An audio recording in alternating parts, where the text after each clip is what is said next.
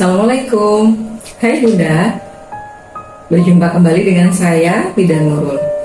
Pada kesempatan kali ini saya akan melanjutkan pembahasan tentang faktor-faktor yang mempengaruhi proses persalinan. Pada kesempatan sebelumnya yang sudah kita bahas diantaranya adalah faktor pertama, yaitu power, kekuatan ibu. Faktor yang kedua, passage, jalan lahir. Faktor yang ketiga, passenger, yaitu janin dan juga ari-ari. Dan yang keempat kemarin yaitu tentang psikologis ibu. Untuk yang terakhir yaitu P yang kelima adalah penolong. Dalam hal ini peranan penolong sangat penting.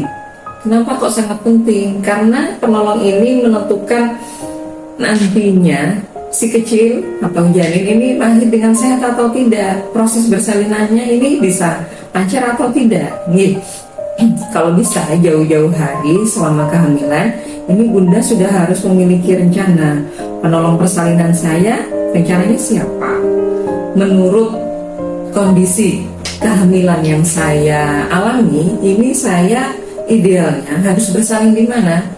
Di tempat praktek bidan, bolehkah?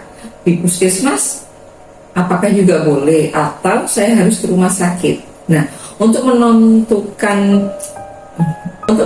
penolong persalinan ini, alangkah baiknya jika Bunda atau ibu hamil ini berkonsultasi dengan tenaga kesehatan, tempatnya dengan periksa. Nanti jadi ada kesimpulan di akhir pemeriksaan, ibu-ibu yang hamil pada kehamilan 8 bulan atau 9 bulan itu sudah mulai bertanya, oh ya dokter atau Bu Bidan, kira-kira saya kalau misalkan persalinan di sini boleh atau tidak, atau sebaiknya saya harus bersalin kemana, seperti itu.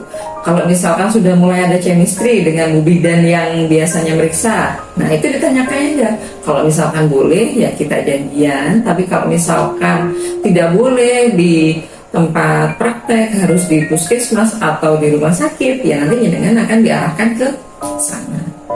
Karena memang penolong ini juga sangat menentukan pada kelancaran proses persalinan. Suatu misal, kalau misalkan posisinya ternyata bukan posisi kepala atau posisi bokong, itu kan tidak boleh di rumahnya Bu Bidan.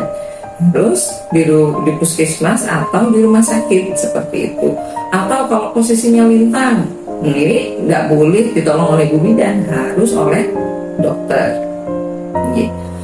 Meskipun sebenarnya proses persalinan ini adalah suatu hal yang normal, yang fisiologis, yang nantinya pasti setiap wanita hamil ini akan mengalami persalinan, tapi penolong ini juga merupakan suatu hal yang perlu dipertimbangkan, perlu dipersiapkan dengan matang, supaya jenengan tidak kupuh, sudah siap dari awal untuk proses persalinan ini. Siapa nantinya yang akan mendampingi, yang akan menolong.